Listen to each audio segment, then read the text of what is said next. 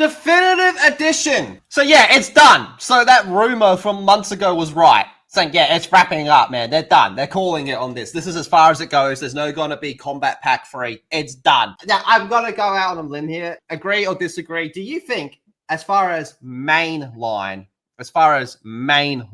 Mortal Kombat games go, this might be the biggest non-event ever, right? No one gave a shit. The most attention this game got was from all its fuck-ups. I remember there was like a huge potential for this game because like the fighting genre was kind of wide open. Because you had Street Fighter 6 that had come out and it wasn't popping off. It really was kind of underperforming of what everyone thought it would. And then Mortal Kombat came out, it underperformed, and then you had Tekken coming out later, right? And Tekken overperformed and then underperformed because they fucking tanked the game and everyone went and played Street Fighter. So it was they had such a great opportunity to like really like be like, oh, of these games, you know, this generation of fighting games here, right? If you can call it that, it was the biggest one. Right? It had a chance of doing that, and they failed.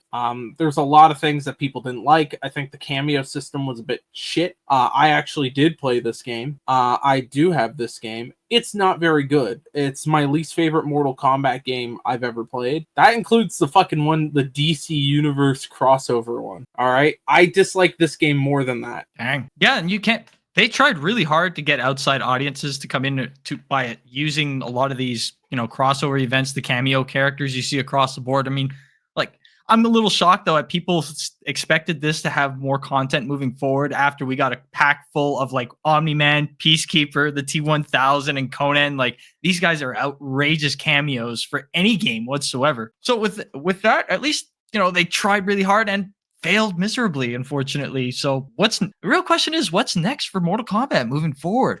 I think it's a new game. I think they're not going to do an Injustice 3. I think they're going to go do another Mortal Kombat game before they do another Injustice. But to go back to what you were saying, Kareem, with how like it fell off a cliff. Do you remember one of the first Evos after this game came out? They were like, yeah, we don't fucking like this game. And then after that, it kind of just got even smaller and smaller and smaller. Yeah. Because on one hand, they tried to cater... play it, right? Like, that's bad. Well, on one hand, they tried to cater too much to competitive players that it pushed out casuals. And then the competitive people went, fuck this cameo system, you know, it's kind of taking out a lot of the one-on-one skill that makes a fighting game a fucking fighting game. So no one liked it. And then the story, listen, Mortal Kombat has always had crazy fucking lore, all right? And this game just comes out and it's like, fucking retardation, man. Like, it's fucking nuts, dude. But this also, and here's something for you, Cream. Yesterday when we were talking, or the day before, sorry, when we were talking about the whole Warner Brothers, you know, gaming's division losing profits and shit like that, this game is part of that to blame. All right. Yep. They told us time and time again, that this was being successful. People were buying DLCs. Clearly not the fucking case, right? Well, clearly not if they canceled the one combat pack, which we knew. I don't think people really bought the second pack or the story expansion. I mean, I think a lot of people just said, okay, I'm done. Because a lot of people would have gotten the first combat pack like when they bought the game as like the deluxe version, right? But it's a problem. Yeah, Tim Sweeney's there, yeah. I mean, yeah, it's bad. This is really bad. Just shows you, like, example that Warner Brothers right now, it's not going well. We can actually see here, you'll be able to show how much of a cliff it fell off if you click on that. Yeah, 38,000, and you can see it starts to die off within the first couple weeks. If you go to max there, yeah, it died off straight away. It got little bumps with updates within 2 months. It's over like 75% of the audience left within 2 months there. That's what that looks like to me. Wild. That's a problem. And what are they going to do to fix that? I have no fucking clue.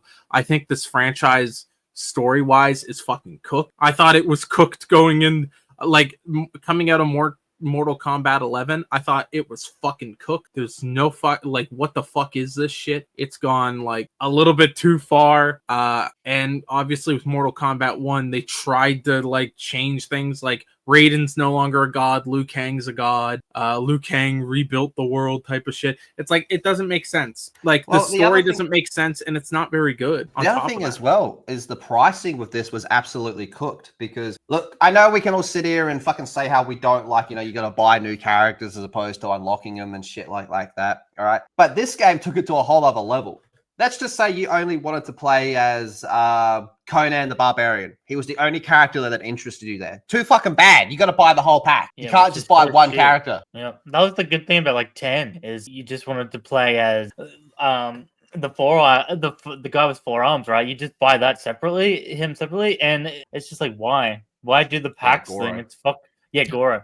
It fucking worked out annoying. Cheaper. If you were going to buy all of them, it worked out cheaper to buy the whole pack. But you could go, I don't fucking care about Omni-Man, so you just don't buy him. Yeah. They just wanted to get that money, make that money off of all of them, because keeping them tied up, having them separated out of the cart means they won't be able to make their money off of others. So keeping them tight in a package like this is a freaking, it helps them business wise, but unfortunately in hindsight, it didn't, because they tried so hard to get use the hype of these characters to attract an audience, and all it did was get people to say, oh hey, cool, look at a few YouTube videos on the character showcasing his moves and shit, and move on. They ain't gonna pick up the game for it. It was good for shareholders, because they could say, hey, look how many Kombat packs we sold, because it was the whole thing. Exactly. But then it wasn't good because they didn't end up putting out the 3rd pack that was planned. I actually kind of have an idea of what they could do DLC wise for the next game, because again, Mortal Kombat, a lot of it relies now on DLC. They have gone into that model pretty heavily. All fighting games have, but Mortal Kombat especially has.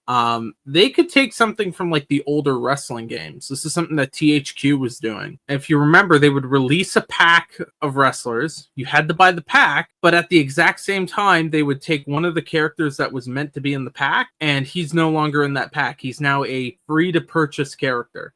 It was free DLC. I remember that with WWE 13, I think someone like Val Venus was free, right? For one of the packs, like you could get Virgil for free, like the Giant or something like that. It's a character that people would be interested in, but you're giving it away for free. That's going to build that good fan reputation back up that you've lost from this game, and you probably lost from Mortal Kombat 11 if we're being completely honest with ourselves here. Mortal Kombat 11 fucked things up badly, and I think a good portion of this game not doing well, I think there is a bit of that blame that you have to put on Mortal Kombat 11. That story was fucking actually retarded.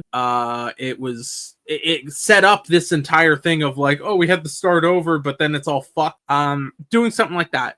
And again, I think this one's even bigger. You had Jax and Sonya Blade in the game, right? Original characters. People love those characters. You can't play as those characters. They're the cameo characters, which means if you didn't know what the cameo system is, it's basically like a tag team thing, but not really, because it's more of they come in, do one punch, and then they're off the screen, and there's like a cooldown. That's it. And you can't play as those characters. That's a fucking problem. Yeah, I always thought the cameo system would have been a better just game mode, right? Like have it as a separate game mode, then have your normal Mortal Kombat, because it just I don't get it. Like why it didn't like Lethal said, they were trying to go heavy on the for the competitive people, but not even the competitive people asked for that. They just wanted normal Mortal Kombat 1v1, go for it, and it's just like, what the fuck? I don't know what the fuck they were thinking. I will say though, as much as this does look bad for them, would you rather them not just move on? Like, do you think this is actually is this the actual right call? Then, because the game's practically dead, right? And I would rather them, unless they're gonna do a major fucking Mortal Kombat 1 fucking 2.0, where the game's a fucking different game anyway, you kind of would just want them to move on at this point, right?